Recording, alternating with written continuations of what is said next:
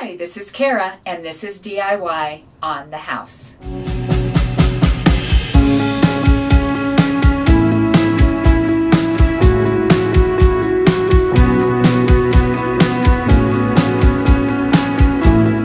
One of the many gifts that my mom gave me was teaching me how to quilt. I have made numerous quilts over the years, nothing like my mom. She is definitely an accomplished quilter, but today I'm going to show you how you can simply make the most adorable baby blanket. This is the baby blanket that I'm going to show you how to make. It is fantastic on time, on the quantity of materials, and the end result. I just really love how this comes together. It needs about 2 1/4 yards of fabric for the backing and the binding, and then you need 12 different fabrics that you'll need about 1/4, I would say 1/3 of a yard of each if you can do that because of shrinkage of the fabric. But you need 12 different fabrics, and when it comes all together, it makes a fantastic pattern. So I'm going to go ahead and get started, and if you have any questions, please put in the comment below. If you can subscribe, we truly appreciate it, and I just hope that you enjoy this pattern as much as I did. Before we get started on how to put together the baby blanket, I want to talk about what some of your fabric options are, some of the choices. This is a blanket that I literally made back in 1997. It is so worn, I can't even tell you how many times it's been patched from dogs chewing on it and such. But the top of this was made out of just cotton fabric. The back was a fleece, but the top, I can show you a little bit better since it's put together, that you use 12 different fabrics. There's 6 here and 6 here, but each of them have a coordinating or a complementary partner. So here is a burgundy, here is a burgundy, here is a dark, here is a dark, here is a medium, it gets a little lighter, a little bit lighter yet, and then the lightest. So this pattern goes from darkest to lightest in different colors, burgundies down to tans. The baby blanket that we're going to be putting together, this one is sort of the same idea, using baby colors. So you can see this one has 2 purples. Here is a darker pink, another pink, gray. Here is one that has the pink, green and blue, and then that one is white on gray. So the same thing, 6 fabrics and 6 fabrics, but you have 2 partners. The 2 purples match up, and that's what gives it this beautiful stair-step effect.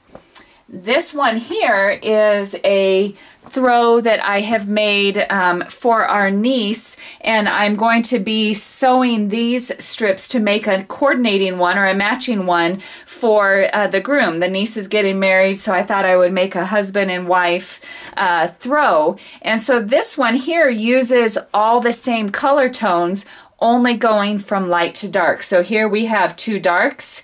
Here's a little lighter yet, gray, and then the lightest. Again, 6 and 6, but they go in the lightest to darkest pattern, and that creates the effect of a stair step. And so this one is out of flannel. This one I put a really fuzzy fleece on the back of it. Loved that one. For the baby blanket, I backed it with flannel. So you can make them out of cotton. This one, all 3 of these, I did not put any additional batting in it. I just used the top and the backing. Okay, the next step is to cut the fabric. I'm going to be showing you how to cut the gray fabric because I had some of that left over from the gray throw, and I had already sewn up the fabric for the baby blanket. So after we get done cutting out the fabric and showing you some of that steps, we'll pop back to the pretty pink and purple fabric and we'll piece together the baby blanket. When you're getting your fabric ready, pre-wash it. I always wash the fabric ahead of time, especially flannel. So I pre-wash the flannel. For the baby blanket, you are going to want to cut 3 strips of every color. If you're going to venture out and do the throw that I just showed you the example of, that's 9 strips of every color. So this fabric is a piece that's left over from the throw that I'm going to show you how to cut on. So every strip is 1.5 inches wide. So I lay down, quilting mats are a necessity. I lay down my fabric flush with a line, and I line up my quilting ruler. If you're not familiar with strip quilting, you use a rotary cutter and a quilting ruler. I personally like the quilting ruler that has the lip that goes along your quilting mat. And when you're getting ready to cut, put your pinky on the outside of the ruler. Don't, and I'm saying this from experience for a couple different reasons, don't crisscross over and cut this way. It's not designed to do that. So cut on your dominant hand side. So I have it lined up. My 1.5 inch line is there. I'm going to put my pinky here as a stopper so that my ruler won't scoot over. Open up your blade and just zip it. Every time, I don't even think I've ever missed. Every time I get done cutting, close your blade again. When I went to my very first class on learning how to strip quilt back in, I think 1991, the instructor was late because she was at the emergency room. She did not close her blade. It fell off the table right on top of her foot, and she got multiple stitches, and so I will never forget that story. So you cut your fabric in 1.5 inch strips. When you're laying out your fabric, this is called a selvage. Line up your selvage. So you're going to be cutting it this way. Most quilt fabric is 44 inches wide, plus or minus. So this should be approximately, let's see if we're right. Yeah, approximately 21 inches. So this is 42 inches long ways. So what you do is you go through and you cut all of your strips. This is what it looks like when you have them cut. So you have your lights, you line them up in order, light to dark, or in the case of the baby blanket, line it up in your color palette. When I made the first throw for our niece, I cut a little end off of each one and I made a sample piece of what the order was of the fabric. I think that saved my sanity because you do start getting a little confused on what your pattern is. So I'm just going to take this one and pull out the fabric for that. So you can see this plaid here gets sewn to this plaid here. I'm actually going to set these to a side. So what I do is, so that it can be super efficient, I just make stacks of what gets sewn together. The next one is going to be the gray snowflake and the wilderness one. So those all get sewn together and you place them in a stack. And you go on down the line. Okay, I have my sample to know as a point of reference what order my colors go in. So I have here in my stack, I have the two plaids that will need to be sewn together. This is a super fast way to do production sewing. You take your two pieces, right sides together, and you just start sewing. No need to backspace. We do a 1/4 inch seam allowance, so every machine is a little different. I have sewn on this one for years, and this foot is actually a 1/4 inch if I follow the edge of it. So each machine is a little different. Before I start a new project, I make it a standard practice to change your needle. So I've changed my needle, and now we will just sew end for end.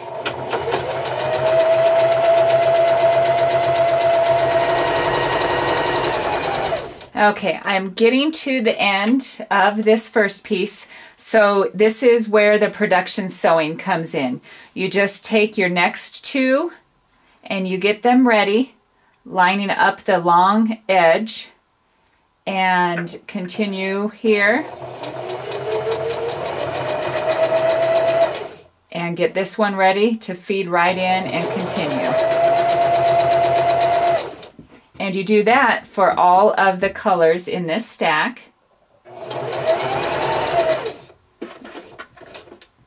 Okay, I am going to end with these two colors. The next two colors that I'm going to start sewing together are the two middle grays. So same process, just go end for end with the next two colors. The last two colors that I have are the geometric light gray and the light plaid, and so I'll do the same thing. I'll sew those two together and I'll show you next what we do with them. Okay, so remember this is our pattern. So at this point you have 3 sets of strips put together. Do not do what I tried to do on my first go around of this many years ago, is sew them all together and then go iron them. It does not work out well at all. So at this point, iron each seam separately, pressing it open before you sew them together. So I'm going to step over to the iron and iron these, and I'll be right back. I have pressed open my seams. When I press, I just leave them end for end. So you just have a long string of strips here that are still connected by the thread from the machine. So just snip that apart. Okay, as you probably can guess, your next step is you just continue following your pattern. So now these two will attach to these two, and you continue your production sewing down to the end and connecting to the next strip at the end. Okay, we're getting closer. We have 4 out of the 6 put together. A little delay coming back. As you can see here, I put 2 of them together wrong, which happens a lot in this pattern. So even as careful as you think you are, it is easy to get confused because they are so close. So now we have these 2 that are left to add, which I have right here, but this is when you do not want to get lazy. Go ahead and go press this last seam before you add the last 2. Okay, those 4 are pressed, and I'm going to add the last 2 for this block of 6 and press it when I'm done. Okay, so there are 6 that are sewn together and pressed, each one being pressed before you sew onto the other seam. And so the next step is to cut them into blocks. And so let me move the camera and I'll show you how we do that. Okay guys, I am so excited for this next part because this is when you get to start really seeing the pattern come to life. So this is one of the sections. Remember, there's a section of 6 and another section of 6. So this is the section of the gray that I'm going to be using for the second throw for the wedding gift. But as this video says, we are going to be making a baby blanket. And so the reason I did that is because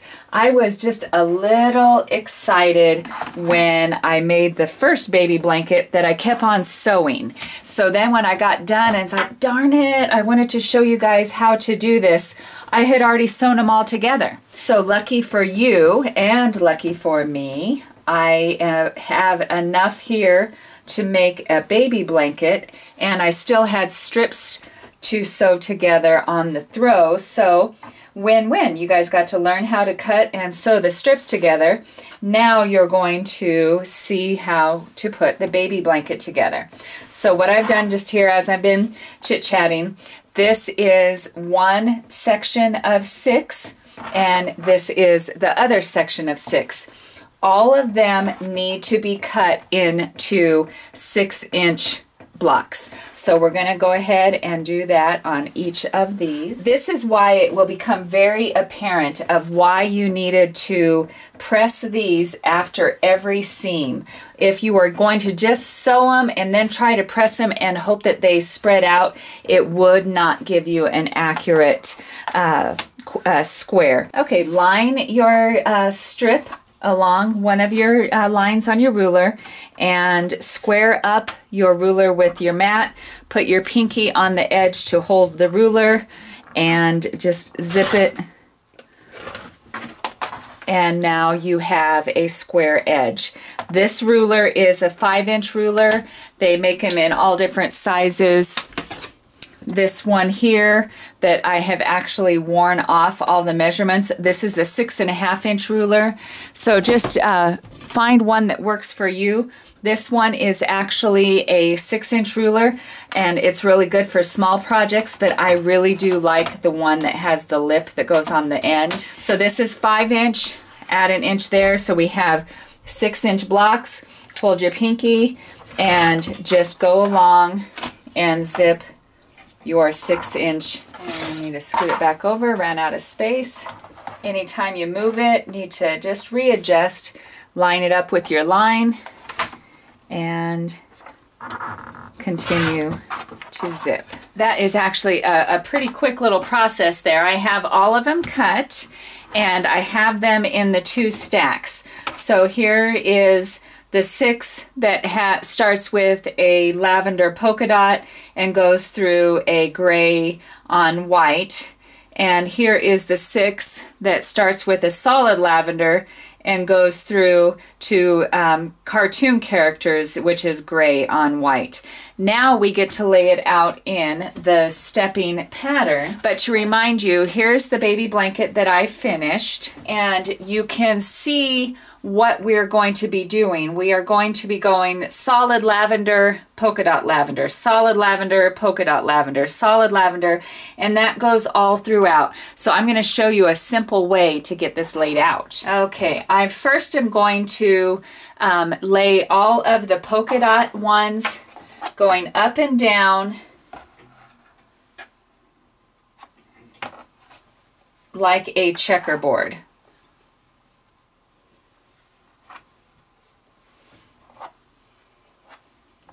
And I have 3 left over here, which should work out pretty good going up top.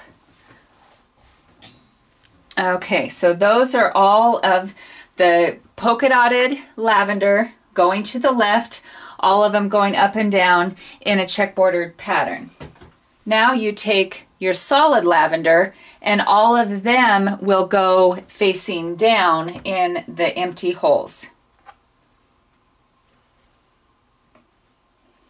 Oh, just perfect. I love it. So the baby blanket is made out of 3 of each of the sets of strips, and so it is 6 wide, 1, 2, 3, 4, 5, 6 by 6 tall, 1, 2, 3, 4, 5, 6. So this makes a very good size baby blanket. So the next thing is we start sewing them together. This one is one that you really want to just pin them.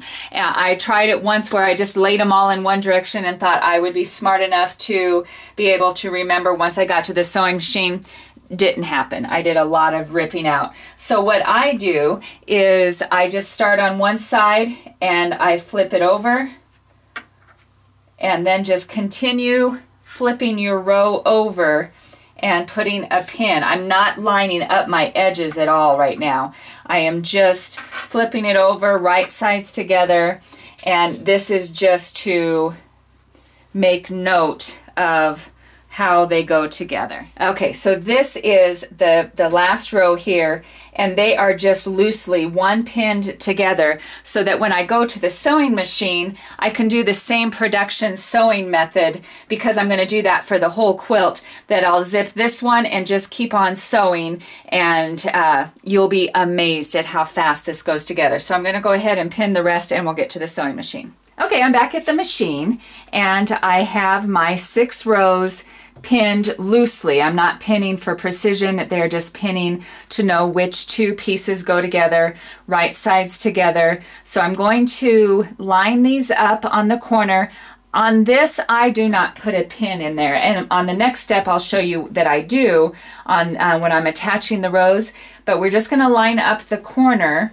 So what happens on quilting, the fibers all can act differently. Your seam might be wider or smaller in some point. So when you're lining this up together, there might be a little discrepancy at the end.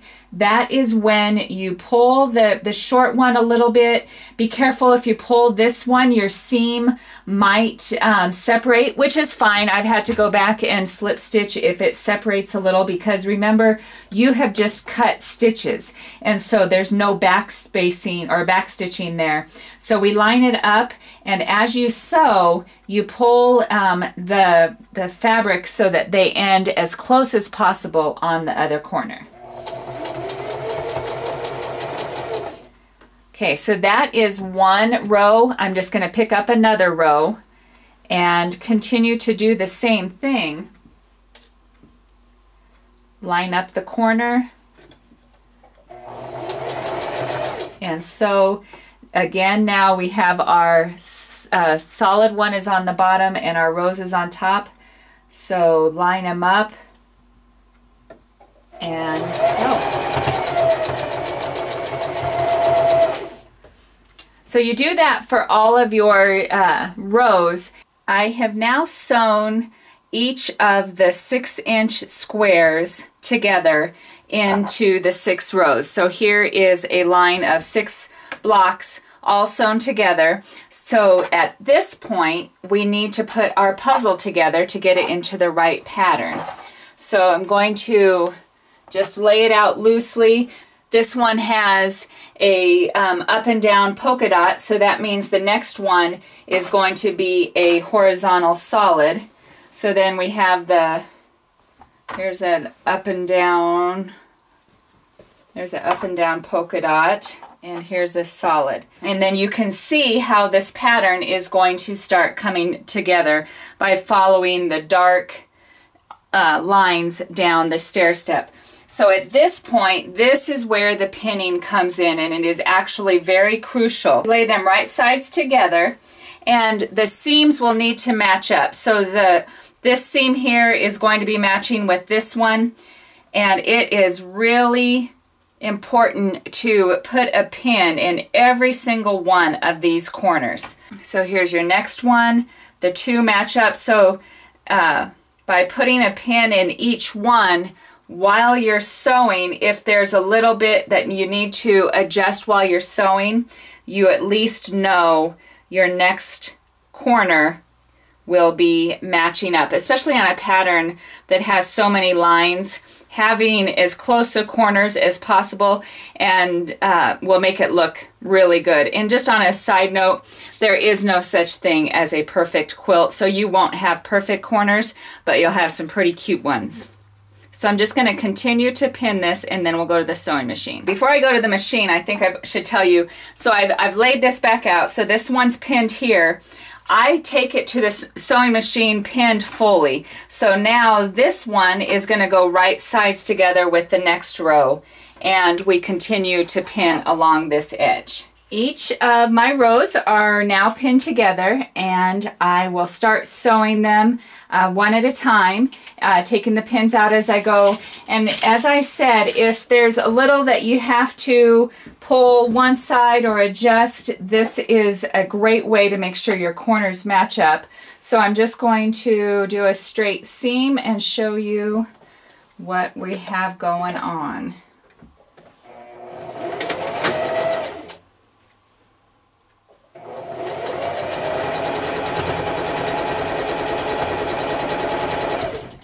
Okay, we're getting down to the last pin, and that one looks good too. So then you just want to match up your corner so that you end with an even edge.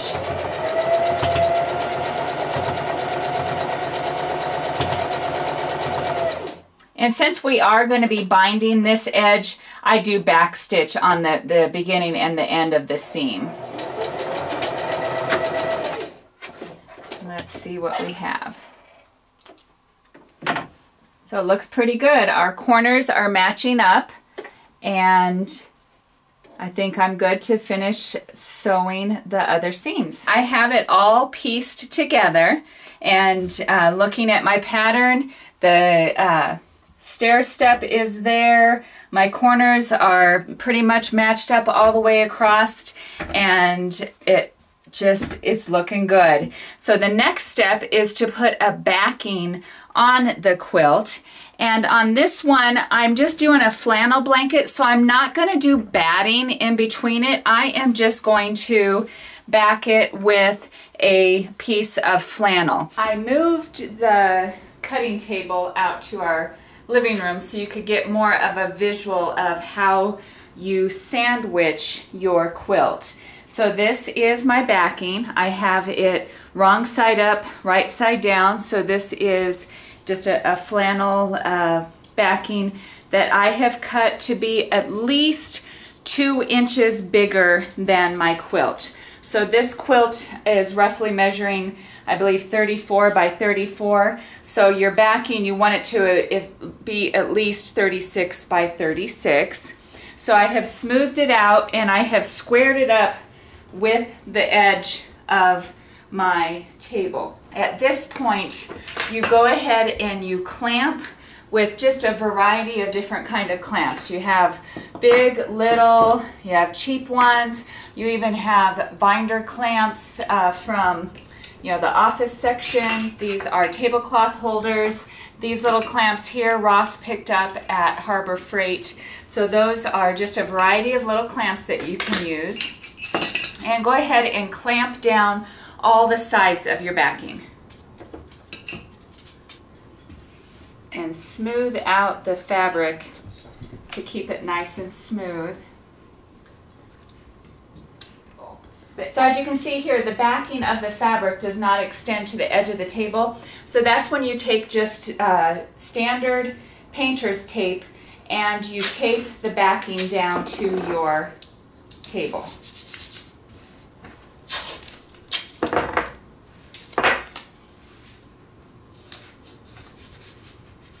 So this quilt I am not putting batting on. If you were going to do batting, you would lay the batting down and you would clamp it all the way around again and then do this next step, which is laying the top of your quilt down.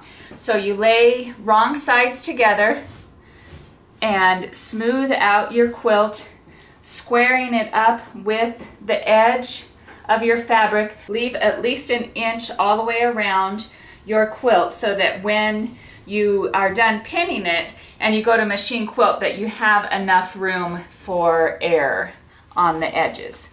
So on this one here, if I stretch it, it'll go to the edge of my table, no problem. So I'm going to grab more clamps. I just keep a bucket of clamps of every variety possible. Just keep them handy. So when I start, you go one side, clamp it nice and tight, then go to the opposite side.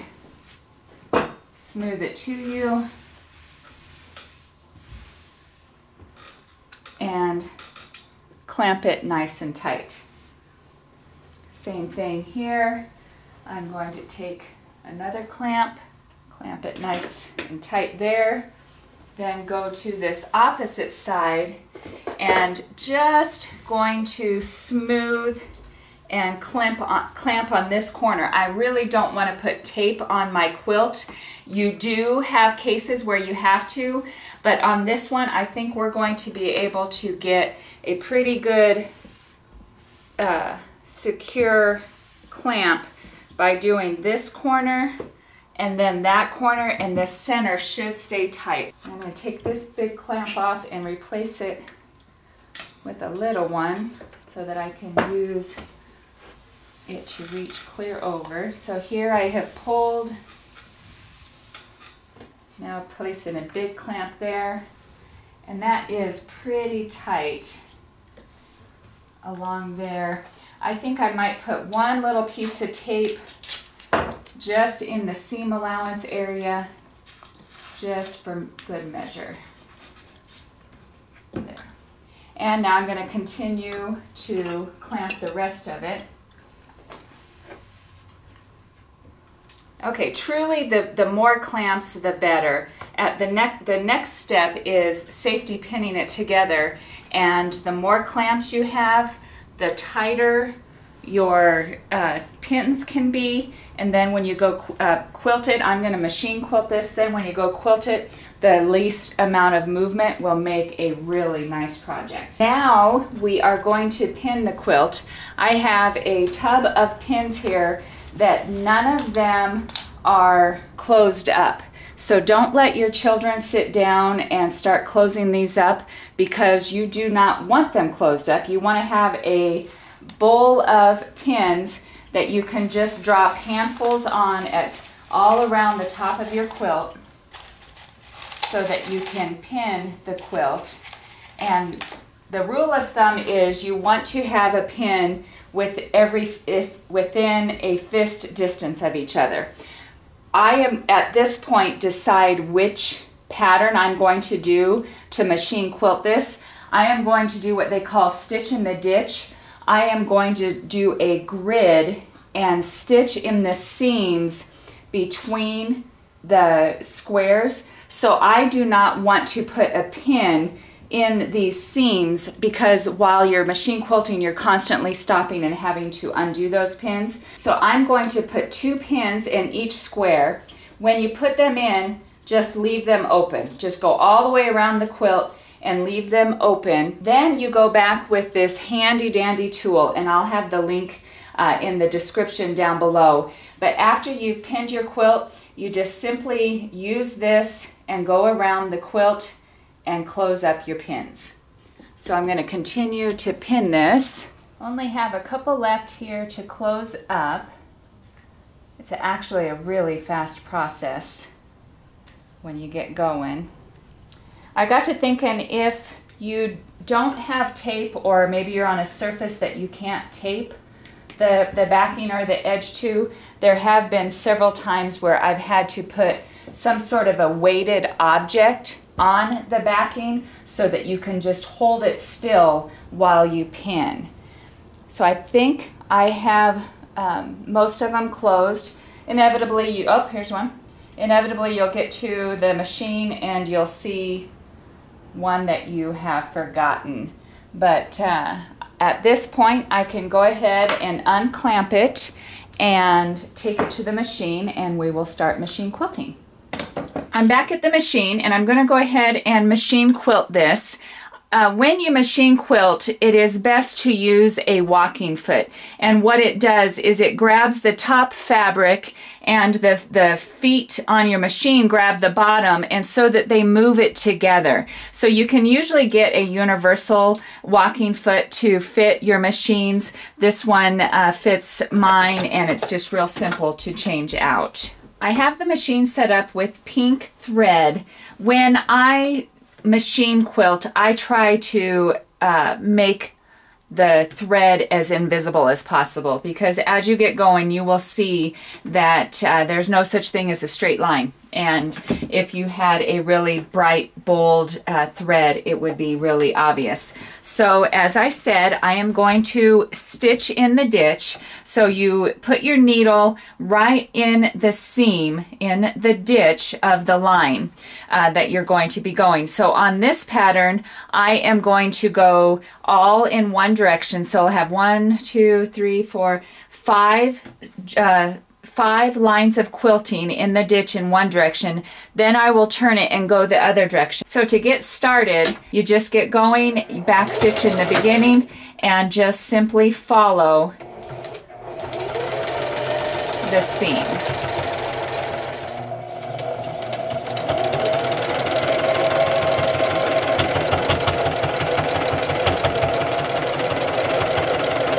Okay, there's the first pass through. So if you can see that, the stitching, it is still visible. So you want to make sure that you have a thread that is hidden. And here's what it looks like on the back. So it looks real nice. So I am going to go back up on and start on the same side that I was and continue.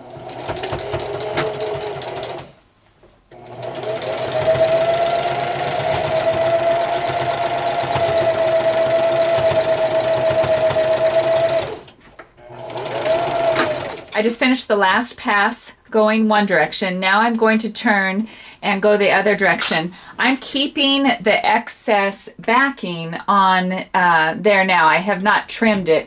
Wait and trim that until after you have finished your quilting. I have the quilt completely machine quilted. I went in between my squares.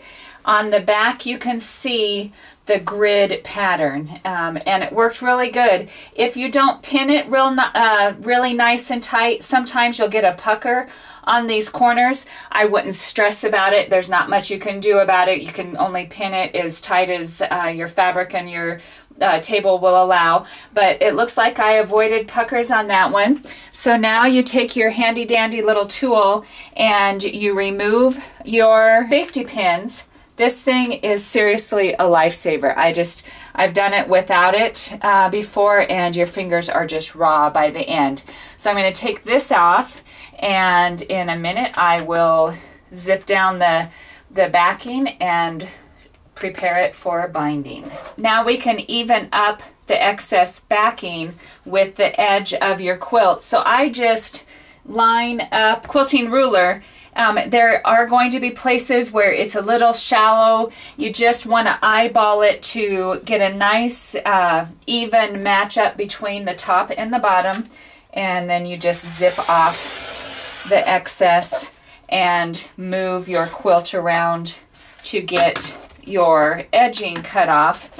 I do try to pay attention to square up the corners when I get to a corner, and I double check to make sure that this is square, and it looks like we're good. I have all of the edges all trimmed off and ready to put on the binding. I have my binding prepared, and I've already done a video on how to prepare your binding and how to attach it.